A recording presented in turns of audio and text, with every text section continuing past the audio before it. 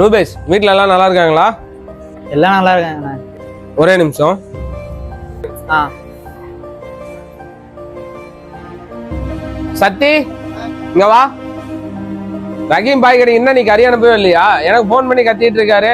என்னதான் வேலை பாக்குறியோ நீ? போடா, சீக்கிரம் அனுப்புடா. மயிறு மாதிரி வேலை பார்த்துட்டு இருக்க. அவர் தான் கால் பண்றாரு. போ.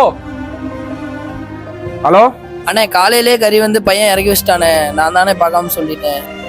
சரி, ஓகேங்க பாய். சத்தி அண்ணா, காலையிலேயே கொண்டு போய் கறியெல்லாம் கொடுத்துட்டியே. நான் திட்டம் போது ஏன்டா அமைதியா இருந்தேன்?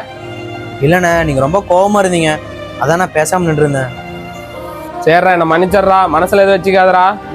ஐயோ அண்ணா, எதுக்குண்ணா இதுக்கெல்லாம் சாரி கேட்குறீங்க? நீங்க போய் வேலையை பாருங்க, நான் பாத்துக்கிறேன். என்கிட்ட வேலை செய்யற பசங்களாம் நான் மதிக்கவே மாட்டேன். அது நம்ம கிட்ட அவனுக்கு கை நீட்டி சம்பளம் வாங்குற நாய்ங்க.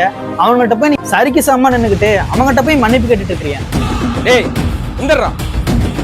அடிச்சு பல்ல கில்லெல்லாம் கழட்டிடுவேன். இன்னொரு வாட்டி இந்த எண்ணத்தோட கடை பக்கம் வந்த அவ்வளவுதான் உனக்கு மரியாதை. போடா.